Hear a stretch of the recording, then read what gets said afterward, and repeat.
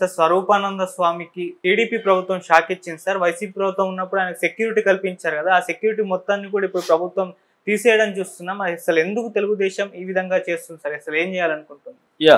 ముందుగా స్వరూపానందకు సెక్యూరిటీ నలుగురు గన్మెన్లు ఉండేవాళ్ళు. అక్కడ ఒక పికెట్, పోలీస్ పికెట్ ఉంది 6 మంది సిబ్బందితో ఆయన ఆశ్రమం దగ్గర. సో ఆ పోలీసు పికెట్ అండ్ 4 గన్మెన్లు, దీనికి ప్రోటోకాల్ ప్రకారం ఒక కారు, డ్రైవరు, ఇదంతా ఖర్చు నెలకి 18 నుంచి 20 లక్షల వరకు అవుతుంది. ఇది ఈయనకి అవసరం లేదు అని చెప్పి తెలుగుదేశం వాళ్ళు ఆ గన్మెన్లు ఉపసంహరించుకున్నారు. పికెట్ని కూడా తీసేశారు. అక్కడ ఒక ఎస్ఐ ర్యాంకు అతను పికెట్ని పర్యవేక్షిస్తాడు అనమాట, దాన్ని కూడా తొలగించారు. ఇప్పుడు ఇది వైరల్ అవుతుంది. ఇది ఒక రకంగా రివెంజ్లో భాగమే. జగన్కి ఎవరెవరైతే సపోర్ట్ చేశారో గతంలో వాళ్ళందరి మీద వీళ్ళు ప్రతీకారం అనేది మొదలుపెట్టారు. ఆ క్రమంలో చంద్రబాబు స్వరూపానంద స్వామి గతంలో జగన్ వైపు ఉన్నాడు కాబట్టి ఆయనకి ఇచ్చిన దాన్ని ఉపసంహరించుకున్నారు అనేది అంటున్నారు. తెలుగుదేశం మీడియా ఏం రాస్తుందంటే ఈయనకి అసలు సెక్యూరిటీ ఎందుకు, ఈయన ఒక చిన్న స్థాయి స్వామీజీ, పెద్ద పెద్దవాళ్ళకై లేని సెక్యూరిటీ ఈయనకి అవసరమా అనేది వాళ్ళు రాస్తున్నారు. సో ఏదేమైనా స్వరూపానంద స్వామి ముందు నుంచి కూడా కొంత వివాదాస్పదుడే. ఆయన 97లో ఈ ఆశ్రమాన్ని పెట్టాడు. రణస్థలం ఆయన నేటివ్. ఆయన శారద పీఠం పెట్టి అక్కడ రకరకాల దేవతలు, ముఖ్యంగా మహిళా దేవతలు, అంటే దేవత అంటేనే మహిళ అనుకో. సో ఎక్కువగా దేవతలు శారద, తర్వాత రాజశ్యామల ఇలాంటి ఉండడం, రాజశ్యామల యాగాలు చేయడం ఇవన్నీ జరిగాయి. దీంతో ఆయన మెల్లగా రాజకీయ నాయకులకి యాగాలు చేయడం మొదలుపెట్టాడు. కొంత ఎలీట్ సెక్షన్ ఆయన దగ్గర డబ్బులు బాగా ఇచ్చి యాగాలు చేసుకోవడం మొదలుపెట్టారు. అలాగా గతంలో జగన్, తర్వాత ఇక్కడ కేసీఆర్ వీళ్ళు కూడా అక్కడికి వెళ్ళడం, ఆయన దగ్గర యాగాలు చేయించడం మొదలుపెట్టారు. అట్లాగా ఈయన దగ్గర రాజశ్యామల యాగం చేసుకుంటే సీఎంలు అవుతారనేటి కేసీఆర్ ఇటు జగన్ని చూపించి ఆయన చాలామంది సినిమా వాళ్ళు కావచ్చు, వ్యాపారస్తులు కావచ్చు, ఎలీట్ సెక్షన్ అంతా ఆయన దగ్గరికి వెళ్ళడం, అలాగే జగన్ ఈయన్ని కొంత రెగ్యులర్గా కలవడం అవి చేశాడు. ఇప్పుడు మనం బ్రాడర్ కాంటెక్స్లో ఆలోచిస్తే ఇండియాలో ఇటువంటి స్వాములు వీళ్ళని ఎప్పుడు కాదు, ఇది ఎప్పటి నుంచో రాజకీయ నాయకులకి ఈ బాబాలు కావచ్చు, స్వాములుగా వీళ్ళ సంబంధం అనేది ఎప్పటి నుంచో ఉంది.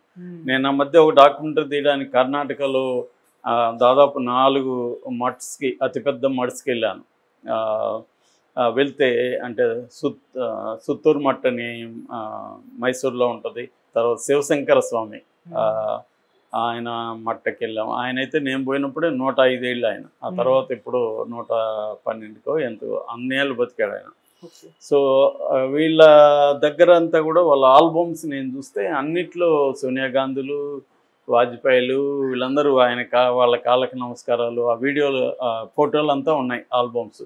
అక్కడ పెద్ద పెద్ద పోస్టర్లాగా కూడా లోపల పెట్టారనమాట. సో అలాగా ఇది కామనే, మనకి ఎప్పటి నుంచో ఉంది మనోళ్ళు వెళ్ళి ఇచ్చేయడం. దీంట్లో జనరల్గా 2 రకాల ప్రయోజనాలు రాజకీయ నాయకులు ఆశిస్తారు. ఒకటేమో ఈ స్వాముల మఠాల చుట్టూ అనేక ప్రజలు సమూహాలు ఉంటాయి, వీళ్ళు ఆ ప్రజా సమూహాలను ఇన్ఫ్లుయెన్స్ చేయగలుగుతారు. సో అంటే ఒక ఓట్ బ్యాంక్కి పనికొస్తుంది ఈ స్వామితో ఉండడం వల్ల. ఆ సెక్షన్ల ఓట్లు తమకి పడతాయి, పాజిటివ్గా ఉంటుంది. రెండవది వీళ్ళకి భక్తి లేకపోతే మూఢనమ్మకాలు ఏవో ఉంటాయి, వాళ్ళతో చేయడం వల్ల తమకి మేలు జరుగుతుందని, తాము అధికారంలోకి వస్తామని, అధికారంలో ఉంటే మళ్ళీ ఫెయిల్ రాకుండా కంటిన్యూ అవుతామని, ఇలాంటి ఒక నమ్మకాలు ఉంటాయి. ఈ 2 పనిచేస్తుంటాయి. అందువల్ల ఏజ్ ఓల్డ్గా మనం చూస్తే మనకి స్వాములు అనేది రాజకీయ నాయకులకి, స్వాములకి అనేది రాజుల కాలం నుంచి ఉంది. అది రాజకీయాల్లో కూడా, ఆధునిక రాజకీయాల్లో కూడా కంటిన్యూ అయింది.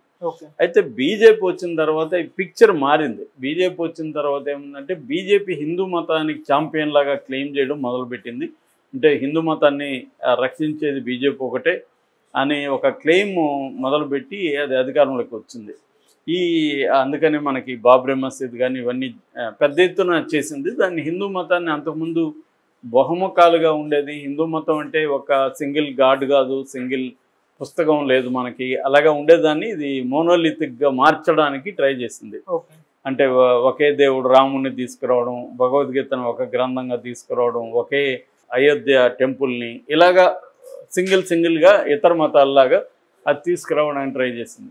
ఈ క్రమంలో ఇతర పార్టీలు కూడా, పొలిటికల్ పార్టీలు, ఇటు కాంగ్రెస్ కావచ్చు, ఇటు లోకల్గా ఉన్న రీజనల్ పార్టీలు అన్నీ కూడా హిందూ మతానికి మేము బీజేపీ కంటే మేము ఎక్కువ అని చూపించుకోవాలన్న అగత్యం వీళ్ళకి ఏర్పడింది.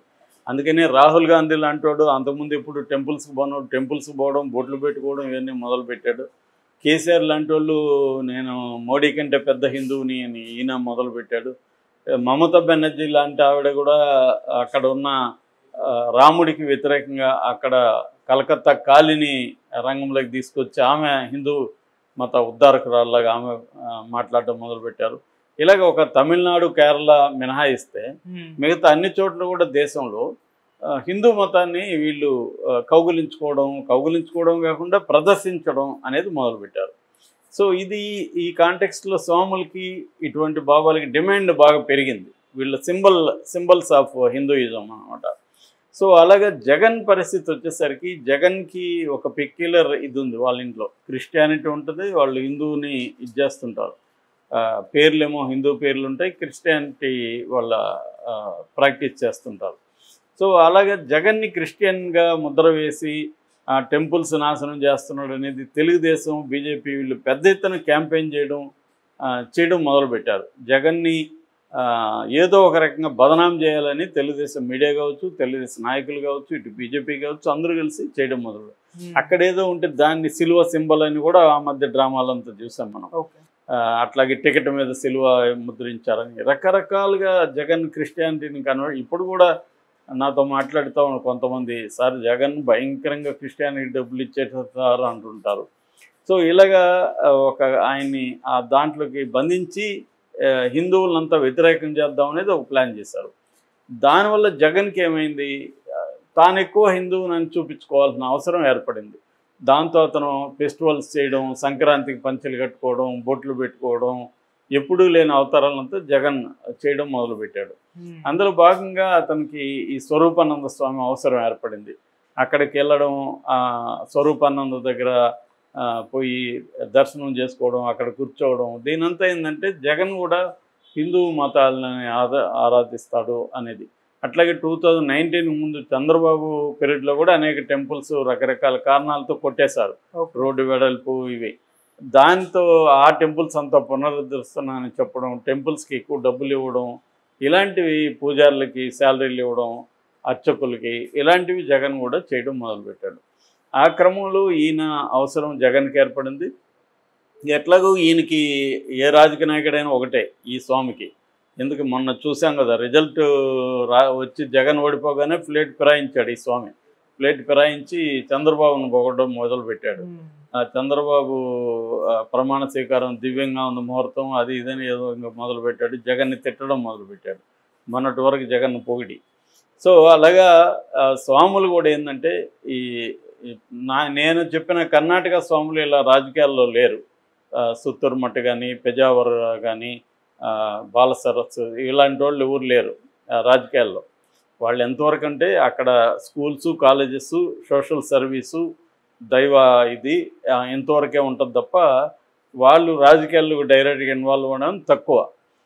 కానీ ఇక్కడ వచ్చేసరికి మనకు తెలుగులో చాలామంది చిన్నజీరు లాంటి వాళ్ళు కానీ, ఈయన కానీ, స్వరూపానంద ఇలాంటి వాళ్ళందరూ రాజకీయ నాయకులతో ఉండడం, వాళ్ళకి ఇది చేయడం, ఫేవర్ చేయడం, దాంతో చాలామంది జగన్ కలవాలనుకునే వాళ్ళందరూ ఈయన దగ్గరికి వెళ్ళి ఈయన ద్వారా జగన్ కలవడానికి ట్రై చేయడం, ఇలాంటి ఒక లైజనింగ్ సెంటర్ లాగా ఏర్పడింది, పవర్ సెంటర్ లాగా.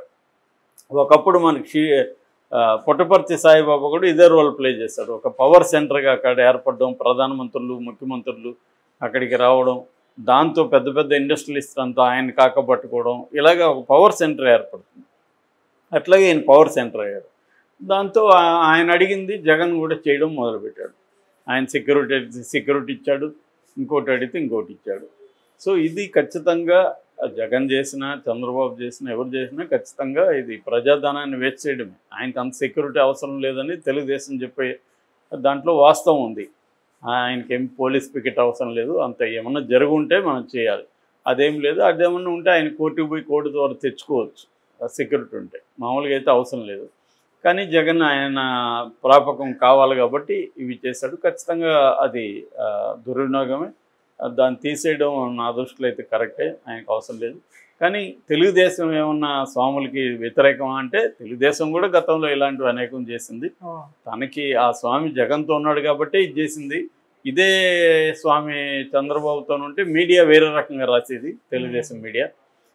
ఆయన ఆశీస్సుల కోసం చంద్రబాబు వెళ్ళాడు, ఆయన కౌగులించుకున్నాడు, మీ పరిపాలన సుభిక్షంగా ఉంటుంది, మీ గొప్ప పరిపాలకులు దక్షులు అన్నారు, ఇలాగా ఉండేది కథనాలు. మనకు నచ్చితే ఒక రకమైన ఫార్మేట్లో ఉంటుంది రైటింగ్, నచ్చకపోతే ఇంకొక రకమైన ఫార్మేట్. ఇది అందరికి కూడా తెలుసు, ఇది నేనేదో కొత్త కనిపెట్టి అని చెప్పట్లేదు, అందరికీ తెలుసు ఇది మీడియా రోల్ ఇలా ఉందని.